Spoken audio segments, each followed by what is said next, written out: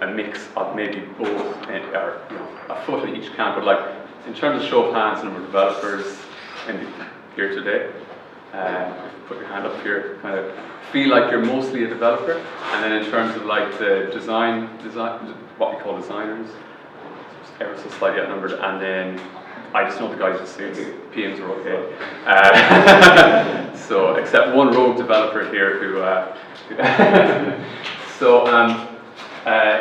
Yeah, that's a nice split, nice even number in the audience.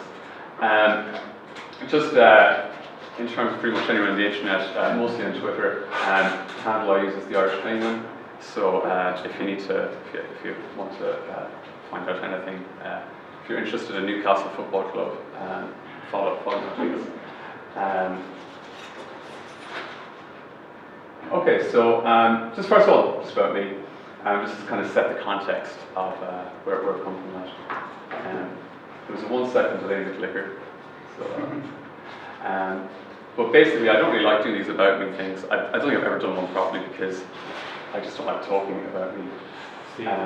I think if I ever went on Tinder, I'd be a disaster because tell us about yourself. Nothing.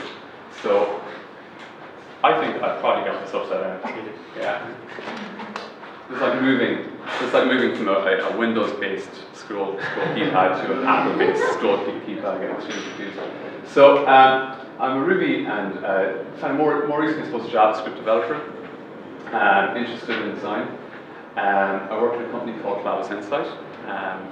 They do analytics for online stores. Kind of self-described as an online a secret shopper on steroids for online stores. So there's a nice mix there. We've got like a kind of more from a traditional engineering kind of setup. Got like a really nice mix of like great design team, PMs and engineers interacting. So I hope there's some useful content arising out of that today. And I also organise Ruby Ireland, help organise that, and we meet up every month. So if you're interested in Ruby and Ireland, check Ruby Ireland and meetup.com.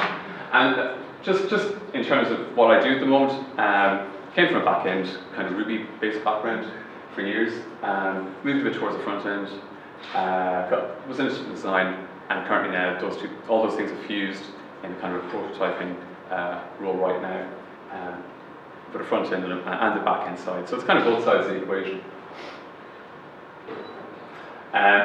So the first thing is, we're talking about like the kind of melting pot and like things fusing together in terms of all these different types of roles that we have.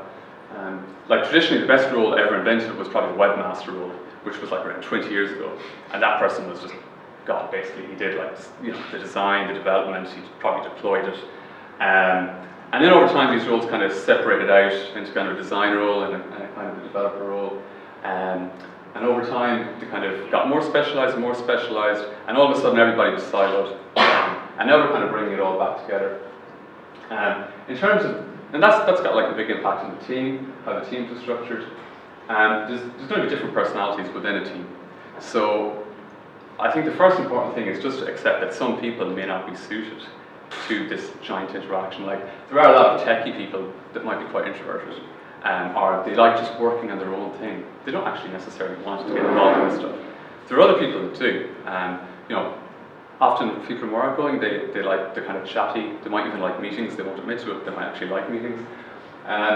There's lots of different personalities. I think one of the big challenges we have to figure out is just how to make everyone gel together, and not to say, oh, that's what a developer is, that's what a designer is, that's what a PM is. And within those categories, there's going to be different personalities. So that kind of is impacting the team that you will end up working in, and those kind of crucial meetings. The most important thing is, I think, from those meetings between particularly designers, developers, and PMs, it's just a conversation. If you don't have the meeting, you don't have the conversation, you end up siloed, and no one is on the same page properly. And when people do these meetings, even if you go into a meeting as a developer and you may not feel particularly confident in giving design feedback, despite that these days most developers have a strong opinion on just about everything. But it's still useful, and you learn and you grow, and it's important to realize that it's useful. You should kind of speak up for these things. It is useful. The conversation is the most important thing to evolve that conversation. And understanding part of that is understanding each other's domains, because just even in terms of jargon, in terms of maybe paradigms, is it a card-based design or layout? What capabilities does the development team have in terms of engineering? What can they produce? And what is the business looking for? What do product managers want to see happen? And I suppose that's, if we look back years ago, like it's kind of, I suppose, again in the personality thing, if you looked at it, you would have basically designers were kind of seen as these almost eccentric people. If you go back to like print type and that, back in the 80s and 90s, even before that, very eccentric. Like there was basically eccentric people who were either designers or professors, of history in college, like Buffy the Vampire Slayer stuff. So, and in the 90s, engineers came more into that fold, and particularly in the kind of early 2000s, we kind of had like, with the open source movement, there was a lot more conversation within engineering, a lot more opinions formed. We got this new eccentric group of people, and now we have all these eccentric groups talking to each other, and basically product managers trying to constrain them and make them all focus in the same direction. So understanding each other and understanding each other's domains is quite important. And the other thing I just thought kind of occurred to me only this week is just the difference, particularly in a feature or a product, between like, if you're trying to achieve a product or a feature, in terms of, are you trying to do it in a way that's evolutionary, or are you trying to do it in a way that's revolutionary? And evolution, to me, kind of means that there's already a well-known concept or a product segment that you're trying to tackle, and you're just trying to improve that, get it into the market, and bring your ideas to that. Revolution is where you're trying to do something radically different, like really, really different. You mightn't even know at the start what you are trying to get as an outcome. And that brings with it a much higher chance of failure if it goes wrong. So I think when you sit down as a team, you should ask, each feature you're adding in, are you adding in something that's more evolutionary based, which is kind of a safer chance of success, or something that you're really going to go all out? You're going to iterate a lot maybe in terms of trying to make something that the world maybe has never seen before in how this works. And that second one has a higher chance of failure, and someone has to own that failure if it happens, or delays if they happen. And I think that's something important to be aware of up front, what your margin of safety is as you progress through this. Again, developers with the best will in the world, they want to get involved in prototyping, and they don't just want to have a server and an API in a lot of cases and hand that over. They try to bring something that looks reasonably well, but they might not have the skills to do it, and they might want to like bring a Mona Lisa, and it ends up with something like this. I just thought this slide was just like really centered around a few tips to maybe help developers who haven't done much in terms of styling or design to try and figure out a way to make that more productive for them. The first thing is a web developer. Often you find yourself looking at a design and the first thing you start with is a div, which is a box, and you put some text in it, and then you try to put another div and a layout. You would open a few boxes, and then you add maybe colors, or you add in some grays or something like that. And things might be too dark, the balance isn't right, even just from your developer eyes, not as a designer. It just looks terrible. And one of the biggest things you can do is just go into like Firefox or Chrome and adjust your fonts or your colors or whatever you want to do. Just change the opacity in them. So instead of like trying to cycle through hex values and go into like your Photoshop or whatever online tool you use, colors, and then pick out, instead of trying to pick out a color and then move the slider and try and get another color kind of like it, often you can actually achieve an awful lot by just changing this number of opacity which is a CSS property. And it's very that it's between 0 and 1.0, so it's a decimal. So first thing, just set it to 0.5, see what that looks like, then 0.8, maybe somewhere between. Just fine tune things to get the kind of balance on screen right. It's a very, very handy starting point. I think a lot of people overlook typography when they come to design. they think design is, people that don't understand design terribly well, they think that design is about drawing things, illustrations, things like that. They don't realize an awful lot of times on great album covers, on posters, and packaging, everything you see around you when you start looking at it, most of the world is made up of words. And the quickest win is to actually learn a couple of things about typography, maybe different typefaces, fonts, simple things, even within a particular font, just the weight of the font, whether it's bold or light. And these days with Google Web Fonts, you have a much richer range of fonts that you can play with than you've had. You've hundreds now. I'd suggest maybe trying to pick out three fonts, learning a little bit about fonts in general. The simplest thing to know about fonts is they broadly fall into two categories. You know, this is like fonts 101.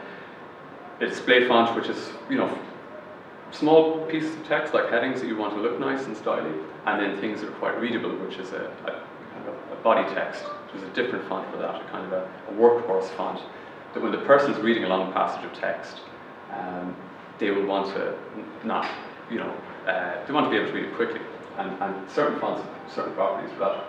So just learning a little bit about that, that's called font pairing, picking a display font, picking a display font and a body font, and maybe just picking 3 groups of them and play with it for a year. Use them in your personal projects if you have a blog. If you're doing fun stuff like posters for something or whatever you want to do, just pick a few of them and stick with them, and eventually your eyes will kind of start to pick out the differences in what works and what doesn't. It takes time. And colour and shading, we've already talked about like the aspect of opacity earlier on, which lets you change your colours quite easily from within a browser such as Chrome or Firefox. What a lot of people do, what a lot of developers do, what I did anyway, was I took, when I said, right, I'm going to put colour in this, start with a great kind of design, and put some colour in here. So I picked colour, green just didn't look right, so I picked blue, because blue is kind of safe. And I went and I looked and I picked maybe another colour to go with that, yellow, and all of a sudden it looked like a Tipperary jersey or something like that, or a GA jersey. They look ghastly, you know, when you pick colours, pure hues of colours, pure colours, they look ghastly together. And what a lot of people don't realise is if the trick there is really just to introduce as much grey as you can in both sets of colours. So just shades the colour, and there's online sites you can put a colour in, and it'll give you a nice little set of shades. So one of the simplest things to do is take the level of colour out of those colours and basically tone them down, and they'll be a lot easier to work together then. The designers in the room by this stage have completely not at all. And tinting is the opposite of shading and sadding in white. Not something I use much, but the shading is very useful technique. They're your kind of classic design. Those first 3 things fall into your classic sort of design book there, in terms of UIs and design principles. The Design of Everyday Things then talks about maybe it's a book. It's probably one of the most famous books about design fundamentals. It's brilliant. Early on in my development career, I was told it's a great book. I made an attempt to read it, and I was reading about door handles, and I admit, I just gave up. And you know, I came back to it a couple of years ago, and you know, I couldn't actually get through it. So what I did was, I just took Voice Aloud Reader on Android and got the PDF version, and on my commute, I just got it dictated to me, and you know, I'm going over it time and time again, give it maybe a few months into it. And the technology for doing that actually works really well these days. I definitely recommend it. If there is something you want to learn, it's a great way to do it. The voice has improved on these things quite a lot. That is probably the best, I think, book on the fundamentals of design. I really recommend taking the time to try and read that one if you're not reading anything else. Developers like opinions these days, with all their eccentricity, and they like to get involved in a debate. If you wanted a starting point to have a debate, you can go and look at Google Helvetica versus Arial. Helvetica being the kind of classic, there was basically lots of crazy looking fonts going on in the deep dark past, and this font Helvetica emerged out of nowhere, well, Switzerland, and basically took over the world. In the 80s, album covers Coca-Colas, everyone was basically using Helvetica. It's universally realized as one of the most readable and aesthetically beautiful fonts. But like with anything, then people kind of get tired of it and they move on and they want something new. So there's kind of different camps, the Helveticists, I don't know what you call them, and everyone else.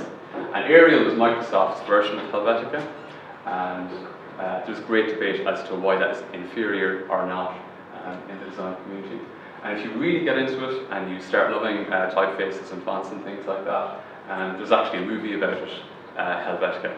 I don't think it's on Netflix, but if you can convince your partner, a loved one, to sit down with you for an evening with a pot of wine, it's a great movie.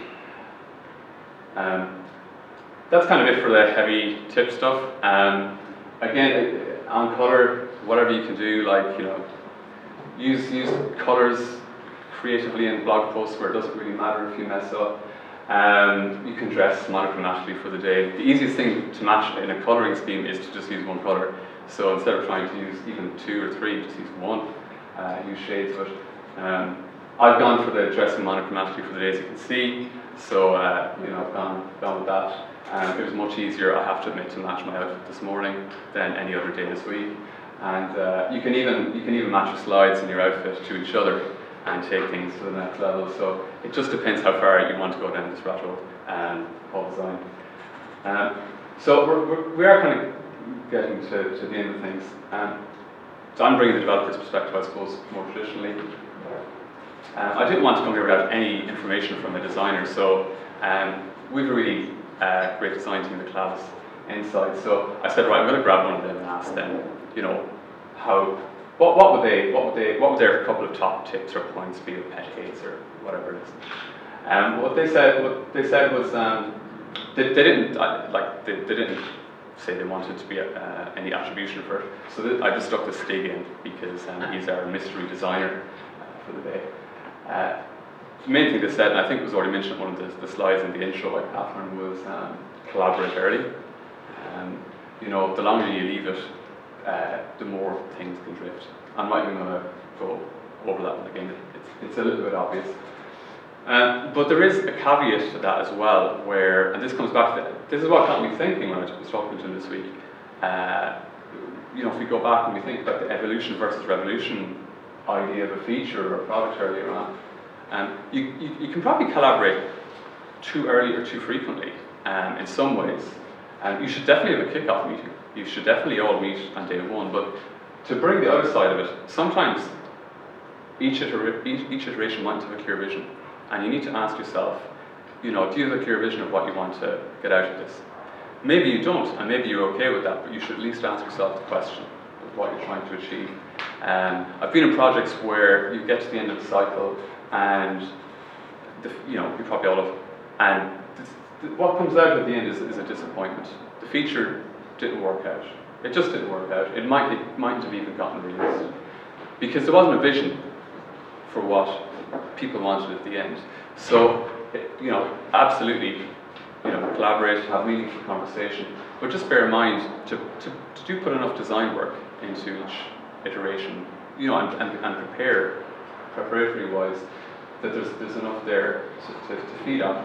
And that feeds off. This wasn't a developer that said this, and it was a designer saying developers, he's found, don't like unnecessary rework. Obviously, iteration is good, but just be careful. You don't want to be like, obviously, the designer doesn't want, you know, reworking because they keep getting change requests or changes from product management. Product management don't want to keep changing because they're getting, you know, change requests from customers or other people in the business. Developers are dealing with that chain, so like anyone else, avoiding unnecessary rework, you know, that would go a long way to soothing relationships. And the closing thoughts, this is the last slide. You know, as you're going across disciplines, one of the easiest ways to learn about each other and different things these days is to have a Twitter list for other disciplines. So, you know, the first thing I did was put together a redesign list and just dip in and out of that. It's very refreshing, you know, you go and you look at something from a different perspective. UXDX has been added in there this week, and yeah, so seeing some benefits of that already. Keep an eye on current design trends. I mean, you're probably a developer or maybe a PM, but these things are going on all around you. Sometimes the most talked about ones are the ones, the previous design trends. So we look at something like material design, maybe a couple of years ago, that was very new. No one really knew what it was in a way. You know, people knew it had something to do about bounciness in physics, and it was kind of, there was a hygiene, cleanliness aspect, and there was this fad button, you know, the action button in the corner. But it took a while for that to mature and stabilize. Now people have a better understanding of that. I think that's come through the system. Card-based designs have come through the system. So the next thing then people are talking about maybe conversational UIs, you know, there's things beyond that. And it's good to kind of just try and see what these things are. The increasing drive towards simplicity in design is another big one. And like what I call design fooding, you know, design, force yourself to use products that exhibit, you know, a particular paradigm that you might be interested in. The best example I can think of is I held off using Google Inbox for a year, just because I didn't really fancy it, there's no particular reason. And, you know, every time I wanted a good reference example of material design or material UIs, I always ended up looking at mobile apps and coming to mobile apps, and they're like, okay, how does this play on the big screen? I'm not really sure. And you know, then you go to something like, you just flip to Google Inbox, which I do quite like, and you find that, hey, this is the big full, you know, web page version of material design. So this is how it plays out. This is what the cards do. This is the material design as Google intended.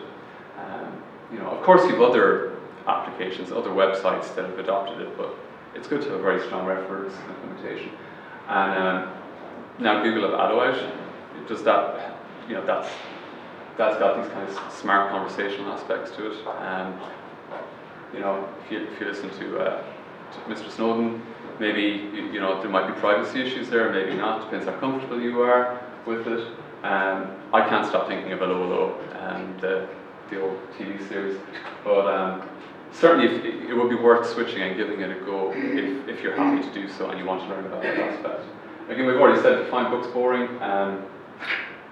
You know, get them dictated to you. If you can't get through it, put it on your commute, half an hour a day. It's kind of like a great way to break it up. And then we're going to fly through this just in terms of tooling. This is again really for developers, because the design people, especially web designers, will have already heard of all these. Good color picker, you know, that's essential, because when you do want to color, or you want to mimic another design somehow, if you're just trying out an idea, install a color picker like Colorzilla, and you'll be able to grab the colors you want directly. What font is, as it says, it tells you exactly what fonts are on a page, which isn't as, you know, use hover over a font and it tells you what it is. It's not as simple actually as you think, because fonts often specify a list of preferred fonts, which depends whether they're available or not. Web fonts change this around, but it's very, very useful tool for that. Google Font Previewer, so take your favorite page and just use a font previewer to switch all the type or different typefaces on a page, and that's just going to let you experiment really quickly with the different fonts. And again, just get a ruler for your browser that when you get a design, maybe if they send you a screenshot, you can actually measure things out reasonably. You know, they don't do perfect, but it's nice if it is 25 pixels to make your div about that size. And often overlooked thing is just getting comfortable with a good screenshot tool. Again, personality-wise, some people they prefer to work in real time, talking to each other. Other people like to work asynchronously, and you know they like emails. They like to collaborate at a moment of their own choosing. And an important thing for that is just getting on top of having a screenshot tool that lets you take a screenshot of something. Maybe it is a problem, or maybe it's something you're previewing, and just getting something like Sketch, something that you can annotate on that screenshot, and then send that to your design team, and they can send it back and collaborate that way. On Linux, it isn't overly blessed with a lot of tools in this area, but I found Shutter very useful if there's any Linux-based developers here today. That's one, and that's pretty much it. So thanks very much.